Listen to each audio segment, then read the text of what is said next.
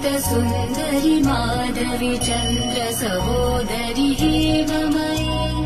मुनिगणमण्डित मोक्षप्रदायनि मञ्जुलभाषिणि वेदनुते पङ्कजवासिनि देवसुपूजित सद्गुणवर्षिणि शान्तियुते जय जय हे मधुसूदन कामिनि आदिलक्ष्मि जय पालय माम् जय जय हे मधुसूदन कामिनि आदिलक्ष्मि जय पालय माम्